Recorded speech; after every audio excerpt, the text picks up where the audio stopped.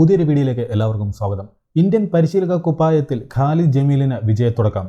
ഒന്നിനെതിരെ 2 ഗോളുകൾക്ക് ശക്തരായ തജാക്കിസ്ഥാനെയാണ് ഇന്ത്യ തകർത്തുവിട്ടത്.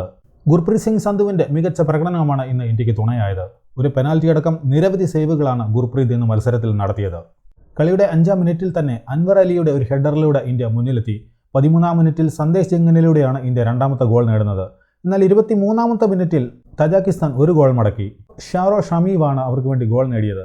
കളിയുടെ സമസ്ത മേഖലകളിലും മുന്നിട്ട് നിന്നത് തജാക്കിസ്ഥാൻ തന്നെയായിരുന്നു. പലപ്പോഴും അവർ ഗോളിനടുത്ത് വരെ എത്തിയെങ്കിലും ഇന്ത്യൻ പ്രതിരോധവും ഗുർപ്രീത് സിംഗ് സന്ധുവും മികച്ചു നിന്നതോടെ അവർക്ക് വീണ്ടും ഒരു ഗോൾ കൂടി നേടാനായില്ല. നമുക്കറിയാം, Mohun Bagan super giants national ടീമിലേക്ക് അവരുടെ താരങ്ങളെയൊന്നും വിട്ട് നൽകിയിരുന്നില്ല. അങ്ങനെ പല പ്രധാന താരങ്ങളും ഇല്ലാതെയായിരുന്നു ഖാലിദ് ജമീൽ എന്ന ടീമിനെ ഇറക്കിയത്. എന്നിട്ടും തജാക്കിസ്ഥാൻ പോലെ ഒരു ടീമിനെതിരെ വിജയം നേടാനായത് ഖാലിദ് ജമീലിനും പിള്ളേർക്കും അഭിമാനിക്കാം. ഇന്ത്യയുടെ ആദ്യ 11-ൽ ഇന്ന് ഗുർപ്രീത് സിംഗ് സന്ധു, രാഹുൽ ഭേക്കെ, അൻവർ അലി, സന്ദേശ് ജിങ്കൻ, ചാങ്തെ, സുരേഷ് സിംഗ്, വിക്രം പ്രതാപ്, ഇർഫാൻ യദുവാദ്, മുഹമ്മദ് വൈസ്, ജീക്സൺ സിംഗ്, ആഷിഖ് കുരേണിയൻ എന്നിവരെല്ലാമാണ് ഇറങ്ങിയത്.